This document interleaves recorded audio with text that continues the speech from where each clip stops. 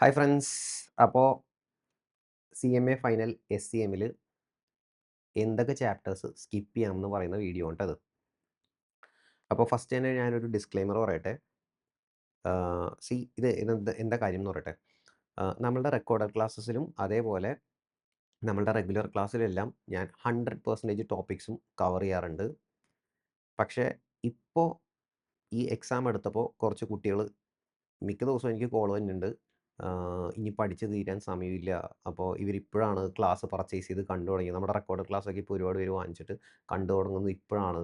ഞങ്ങൾ അറിഞ്ഞപ്പോൾ വൈകിപ്പോയി. അപ്പോൾ ഇനി ഞങ്ങൾക്ക് സമയമില്ല. മുഴുവൻ കാണാൻ സമയമില്ല. അപ്പോൾ ഏതൊക്കെ ചാപ്റ്റേഴ്സ് പഠിക്കണം, ഏതൊക്കെ സ്കിപ്പ് ചെയ്യാൻ പറ്റും എന്ന് പറഞ്ഞു തരുമോയെന്ന് ഒരുപാട് പേര് റെക്കമെൻഡ് ചെയ്യണത് കൊണ്ട് മാത്രം ഇറക്കുന്ന വീഡിയോ ആണ് കേട്ടോ. അപ്പോൾ ഞാൻ പറയാം. ഇപ്പോൾ ഞാൻ പഠിച്ചു തുടങ്ങാമെന്ന് വിചാരിക്ക്. ഓക്കെ. ഞാൻ SCM പഠിച്ചു തുടങ്ങുകയാണ്. എനിക്കിനി സമയമില്ല. അങ്ങനത്തെ ഒരു സിറ്റുവേഷൻ ആണെങ്കിൽ ഞാൻ എങ്ങനെ ഇതിനെ അപ്രോച്ച് ചെയ്യും? ഏതൊക്കെ സ്കിപ്പ് ചെയ്യും? അതാണ് നമ്മൾ ഈ വീഡിയോയിൽ കവർ ചെയ്യാൻ പോകുന്നത്. ക്ലിയർ അല്ലേ? അത്രേ ഉള്ളൂ. ഞാൻ എൻ്റെ ഒരു പെർസ്പെക്റ്റീവിൽ നിന്ന് പറയുവാണ്. ഓക്കെ. അല്ലാണ്ട് ഇത് ഞാൻ ഭയങ്കര ഓതൻറ്റിക് ആയിട്ട് പറയുന്നതൊന്നുമല്ല. സമയമില്ലെന്ന് പറഞ്ഞതുകൊണ്ട് മാത്രം ചെയ്യുവാണ് എൻ്റെ ഒരു പെർസ്പെക്റ്റീവിൽ നിന്ന്. ഓക്കെ. അപ്പോൾ സ്റ്റാർട്ട് ചെയ്യാം നമുക്ക്. ശരി. അപ്പോൾ ഇല്ലേ, ബേസിക്കലി നമ്മൾ എന്താ ചെയ്യാൻ പോകണമെന്ന് പറഞ്ഞുതരാം. ഇപ്പോൾ 2 സെക്ഷനാണല്ലോ, SCM part A, part B. അപ്പോൾ SCM പാർട്ട് ബിയിൽ നമ്മൾ എന്ത് ചെയ്യുമെന്ന് വെച്ച് കഴിഞ്ഞാൽ ലാസ്റ്റ് 3 ചാപ്റ്റേഴ്സ് 13, 14, 15 ഈ ചാപ്റ്റേഴ്സ് സ്കിപ്പ് ചെയ്യും. ഓക്കെ. ഈ ചാപ്റ്റേഴ്സിൽ ഫോക്കസ് ചെയ്യത്തില്ല. 10% ആണല്ലോ അതിൽ നിന്ന് വന്ന മാർക്ക്. SCM പാർട്ട് ബിയുടെ മാർക്ക് അറിയാലോ. SCM part bin 40% mark. SCM part എന്ന് 60% ആണ്. ഓക്കെ. അപ്പോൾ അതിൽ ഈ 40% ഏരിയയിൽ നിന്ന് ഈ 10% ഞാൻ സ്കിപ്പ് ചെയ്യും. പക്ഷേ ഞാൻ ചെയ്യാൻ പോണ കാര്യം പറഞ്ഞുതരാം. അപ്പോൾ എന്തുകൊണ്ടാണെന്നും പറഞ്ഞുതരാം. ഇതിൽ chapter 13 business application of maxima and minima എന്ന് പറയുന്നത് കാൽക്കുലസ് ഡിഫറൻസിയേഷൻ ആണ്. ഓക്കെ. അപ്പോൾ ഞാൻ +2 മാത്സ് അല്ല. എനിക്ക് മാത്സ് ഈ +2 ഇങ്ങനത്തെ മാത്സ് അറിയില്ല. ഡിഫറൻസിയേഷൻ അതൊന്നും ഞാൻ പഠിച്ചിട്ടില്ല. അപ്പോൾ എനിക്കിത് ഒരുപാട് എഫേർട്ട് ഇട്ടാലേ പഠിക്കാൻ പറ്റുള്ളൂ. നമ്മുടെ റെക്കോർഡഡ് ക്ലാസ്സിലാണെങ്കിൽ ഇത് വേറെ ടീച്ചറാണ് പഠിപ്പിക്കുന്നത്. ഓക്കെ. മാത്സ് ടീച്ചറാണ് പഠിപ്പിക്കുന്നത്. അപ്പോൾ ആ വീഡിയോസ് നോക്കിയാൽ ഈ ചാപ്റ്റർ നമുക്ക് അതിൻ്റെ ബേസിക്സ് ഒക്കെ പഠിച്ച് എടുക്കണമെങ്കിൽ പ്രോപ്പറായിട്ട് പഠിക്കണമെങ്കിൽ ഒരു 10 അവേഴ്സ് നമ്മൾ ഇതിനു വേണ്ടി സ്പെൻഡ് ചെയ്യണം. ഓക്കെ. അപ്പോൾ സമയമില്ലെങ്കിൽ ഞാൻ ഇതിനു വേണ്ടി സ്പെൻഡ് ചെയ്യത്തില്ല. ഞാൻ ആ സമയത്ത് എന്ത് ചെയ്യാൻ നോക്കുമെന്ന് വെച്ച് കഴിഞ്ഞാൽ ഇതിന് പ്രീവിയസ് ക്വസ്റ്റ്യൻ പേപ്പറിൽ വന്ന ക്വസ്റ്റ്യൻസ് ഉണ്ട്. ആ ചെറിയ ക്വസ്റ്റ്യൻ മാത്രം എങ്ങനെയെങ്കിലും 5 മാർക്കിന് എന്തുവാണ് ക്വസ്റ്റ്യൻ വന്നേക്കുന്നത്, എങ്ങനെയെങ്കിലും ഇത് കാണാതെ പഠിക്കാൻ പറ്റുമോ, അല്ലെങ്കിൽ ബേസിക് ടൈപ്പ് ക്വസ്റ്റ്യൻ വന്നാൽ അത് സ്കിപ്പ് ചെയ്യാതെ അത് മാത്രം ചെയ്യാൻ പറ്റുമോ എന്ന് മാത്രമേ ഞാൻ നോക്കുകയുള്ളൂ. ഓക്കെ. അല്ലാണ്ട് ഇനി ഇൻഡെപ്തിലോട്ട് ഞാൻ പോകത്തില്ല. അപ്പോൾ അതാണ് ഫസ്റ്റ് സംഭവം. പിന്നെ ടൈം സീരീസ് ആൻഡ് റിഗ്രഷൻ അനാലിസിസും അതേപോലെയാണ്. അതിൻ്റെ ബേസിക് ക്വസ്റ്റ്യൻ വന്നാൽ ചെയ്യാൻ പറ്റുമോ, ആ ക്വസ്റ്റ്യനൊക്കെ ഒന്ന് എടുത്ത് ജസ്റ്റ് നോക്കി അതിനുള്ള എന്തെങ്കിലും വഴിയുണ്ടോ, ഫോർമുല ചിലപ്പോൾ നമ്മൾ മഗപ്പ് ചെയ്ത് പഠിച്ച് അത് മാത്രം ചെയ്യാൻ പറ്റുമോ. ബേസിക് ക്വസ്റ്റ്യൻ വന്നാൽ ചെയ്യാൻ പറ്റണം. അതായത് ചിലപ്പോൾ നമ്മുടെ ടെക്സ്റ്റിലുള്ള ഫസ്റ്റ് ക്വസ്റ്റ്യൻ അതേപോലെ ചോദിച്ചാലോ, അത് വിട്ടുകളയുന്നത് ഒരു മണ്ടത്തരമല്ലേ. അപ്പോൾ അത് മാത്രം നോക്കും. ഓക്കെ. അല്ലാണ്ട് ഇൻഡെപ്ത് പരിപാടിക്ക് പോകത്തില്ല. ഈ ഡാറ്റ അനലിറ്റിക്സ് എന്ന് പറഞ്ഞ ചാപ്റ്റർ ടെക്സ്റ്റിൽ കുറേ പേജസ് ഉണ്ട്. അപ്പോൾ ഇതൊന്നും വായിക്കാൻ നിൽക്കത്തില്ല. ഞാൻ ഇതിൽ MCQ മാത്രം ചെയ്യാൻ പറ്റുമോ എന്ന് നോക്കും. ഓക്കെ. അത് MCQയുടെ കാര്യം ഞാൻ പറയാം. അപ്പോൾ ഇതാണ് ഈ 3 ചാപ്റ്ററിൽ ഞാൻ ചെയ്യാൻ പോണ പരിപാടി. ക്ലിയർ അല്ലേ? ബാക്കി ചാപ്റ്റേഴ്സ് നോക്കുവാണെങ്കിൽ ബാക്കി എത്ര ചാപ്റ്റേഴ്സ് ഉണ്ടെന്ന് പറയാം. പാർട്ട് ബി ആണ് ഇപ്പോൾ പറഞ്ഞുകൊണ്ടിരിക്കുന്നത്. പാർട്ട് ബി ബാക്കി 6 to 12 ഇത്രയും ചാപ്റ്റേഴ്സ് ഉണ്ട്. ഇതിൻ്റെ ഒരു ഗുണം എന്താണെന്ന് വെച്ച് കഴിഞ്ഞാൽ ഇത് ഞാൻ നന്നായിട്ട് ഫോക്കസ് ചെയ്യൂട്ടാ. ഇതിൻ്റെ ഒരു ഗുണം എന്താണെന്ന് വെച്ച് കഴിഞ്ഞാൽ assignment, transportation, LPP, simulation, network analysis, learning curve ഇത്രയും ചാപ്റ്റേഴ്സ് ഞാൻ OPMൽ ഇൻ്ററിൽ പഠിച്ചതാണ്. ഓക്കെ. അപ്പോൾ എനിക്കിതിനൊരു ബേസ് ഉണ്ട്. ചിലർ പഠിച്ചിട്ടുണ്ടാവില്ല, എന്നാലും ഒരു ബേസ് ഉണ്ട് എന്തായാലും. അപ്പോൾ ഇത് ഞാൻ എന്തായാലും ഫോക്കസ് ചെയ്യും. ഇതിൽ ഗെയിം തിയറി മാത്രമാണ് പുതിയ ചാപ്റ്റർ. ഓക്കെ. അപ്പോൾ ഞാൻ എന്ത് ചെയ്യുമെന്ന് വെച്ച് കഴിഞ്ഞാൽ എനിക്ക് ഈ 30 മാർക്സ് വേണം. ഇത് നല്ല ഷോർട്ട് മാർക്സ് ആണ്. കാരണം എന്താ വെച്ച് കഴിഞ്ഞാൽ ഇതിലുള്ള ക്വസ്റ്റ്യൻസ് നോക്കിക്കഴിഞ്ഞാൽ ഭയങ്കര ട്വിസ്റ്റഡ് ഒന്നുമല്ല. നമ്മൾ പാർട്ട് എയിലേക്ക് പോകുമ്പോൾ കുറച്ച് ട്വിസ്റ്റൊക്കെ ചിലപ്പോൾ വരാൻ ചാൻസ് ഉണ്ട്. ഇത് പ്യുവർലി ഡയറക്റ്റ് ആയിട്ടുള്ള ക്വസ്റ്റ്യൻസ് ആയിരിക്കും.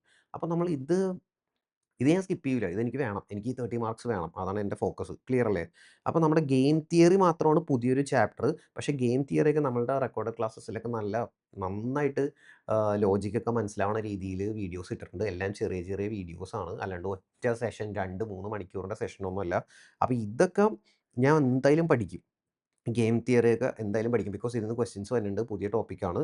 അപ്പോൾ ഇത് ഉറപ്പായിട്ടും ഗെയിം തിയറി ഞാൻ ഫസ്റ്റ് തന്നെ പഠിക്കും. ഗെയിം തിയറി പഠിക്കും. ബിക്കോസ് ഇതുവരെ പഠിച്ചിട്ടില്ലല്ലോ. ഫസ്റ്റ് ഗെയിം തിയറി പഠിക്കും.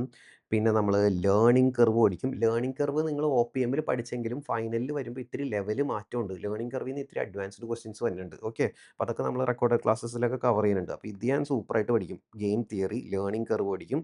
നെറ്റ്വർക്ക് അനാലിസിസ് കഴിഞ്ഞ പ്രാവശ്യത്തേക്ക് ക്വസ്റ്റ്യൻ പേപ്പർ നോക്കിയാൽ പെർട്ട് പെർട്ട് അല്ലെങ്കിൽ ക്രാഷിംഗ് ഇത് വരാറുണ്ട്. ഓക്കെ. Network analysis. അപ്പോൾ ഇതും നമ്മൾ ഇന്റർ ലെവലല്ല, കുറച്ചും കൂടി പെർട്ടിൻ്റെ ക്വസ്റ്റ്യൻസ് ഒക്കെ ഇത്തിരി സ്റ്റാൻഡേർഡ് ക്വസ്റ്റ്യൻസ് ആണ് വരുന്നത്. ഓക്കെ. അപ്പോൾ ഇതും ഞാൻ നന്നായിട്ട് കവർ ചെയ്യും. ക്ലിയർ അല്ലേടാ? ബാക്കി ലീനിയർ പ്രോഗ്രാമിംഗ്, അസൈൻമെൻറ്റ്, ട്രാൻസ്പോർട്ടേഷൻ ഒക്കെ നമ്മൾ ഇന്ററിൽ പഠിച്ച ലെവൽ തന്നെയുള്ളൂ. അല്ലാണ്ട് ഇതിൻ്റെ അപ്പുറത്തേക്കൊന്നും ഇല്ല. അപ്പോൾ ഇത് നമ്മൾ പഠിക്കും. ഓക്കെ. പിന്നെ ലീനിയർ പ്രോഗ്രാമിംഗ് നോക്കുവാണെങ്കിൽ ഈ ചാപ്റ്ററിൽ 2 പാർട്ടുണ്ട്. ഫോർമുലേഷനും ഉണ്ട്, പിന്നെ സൊല്യൂഷനും ഉണ്ട്. LPP സോൾവ് ചെയ്യണത്. അപ്പോൾ അതിൽ ഞാൻ ഫോർമുലേഷനിലേ ഫോക്കസ് ചെയ്യുള്ളൂ. കാരണം LPP സൊല്യൂഷനും ഞാൻ ഗ്രാഫിക്കലും വെറുതെ നോക്കി വയ്ക്കും. ഗ്രാഫിക്കലും. ഓക്കെ. അപ്പോൾ LPP ഫോർമുലേഷൻ നോക്കും. പിന്നെ LPP സൊല്യൂഷൻ ഗ്രാഫിക്കൽ നോക്കും. സിംപ്ലക്സ് മെത്തേഡിൽ ഞാൻ സമയം കളയത്തില്ല. ബിക്കോസ് എനിക്ക് സമയം ഇല്ലല്ലോ. സിംപ്ലക്സ് മെത്തേഡ് ഇതിൻ്റെ ഇത്തിരി ബുദ്ധിമുട്ടാണ്. അപ്പോൾ അത് ഞാൻ അവിടെ ഇരിക്കട്ടെ. എനിക്ക് സമയമുണ്ടെങ്കിൽ നോക്കാം. ഇല്ലെങ്കിൽ ഞാനത് നോക്കത്തില്ല. പിന്നെ ഈ ഒരു കാര്യമുണ്ട്.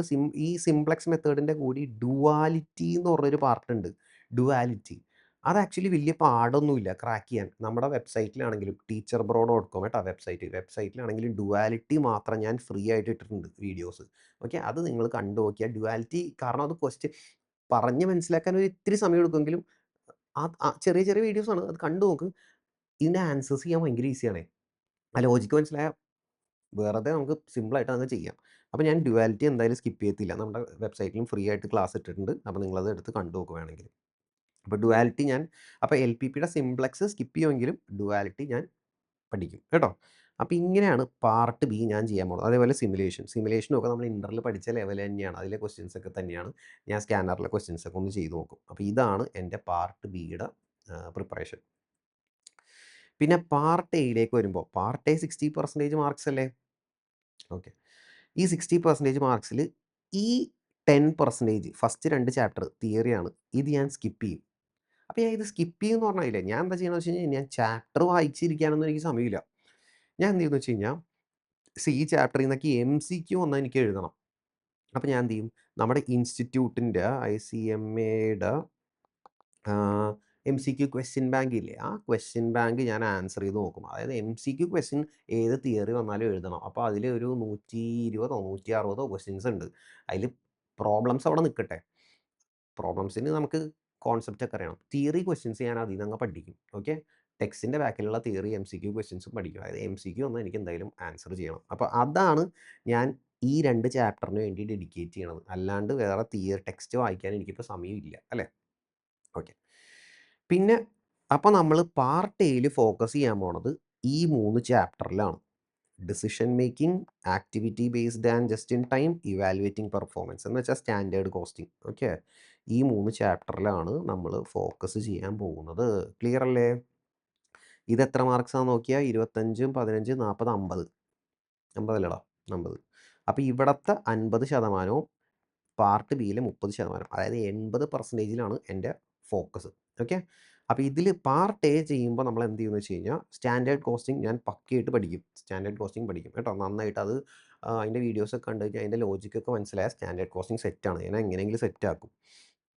അപ്പോൾ ഈ ചാപ്റ്റർ 4ഉം സെറ്റാക്കണം. ഇതിൽ 4 പാർട്ടാണ് ഉള്ളത്. നമ്മളതിൻ്റെ ഡീറ്റെയിൽസിലോട്ട് പോയാൽ നിങ്ങൾക്കറിയാം. ചാപ്റ്റർ 4 ഞാൻ ഒന്ന് പറഞ്ഞുതരാം. ഇതുണ്ടോ, ആക്ടിവിറ്റി ബേസ്ഡ് കോസ്റ്റിംഗ് ക്വസ്റ്റ്യൻ ഉണ്ടാവാറുണ്ട്. JIT, ത്രൂപുട്ടൊക്കെ പുതിയ ടോപ്പിക്കാണ്. ബാക്ക് ഫ്ലഷും ബെഞ്ച് മാർക്കിംഗ് ഇത് ജസ്റ്റ് തിയറിയാണ്. അപ്പോൾ ഇതധികം ഫോക്കസ് ചെയ്തില്ലെങ്കിലും ബാക്കി 4 എണ്ണം ഇത് ഞാൻ പക്കയാക്കി പഠിക്കും. ബിക്കോസ് എനിക്കിത് വേണം. ബിക്കോസ് ഇതിൽ നിന്നൊക്കെ ക്വസ്റ്റ്യൻസ് വന്നാൽ നമുക്ക് ആൻസർ ചെയ്യാൻ പറ്റും. ഓക്കെ.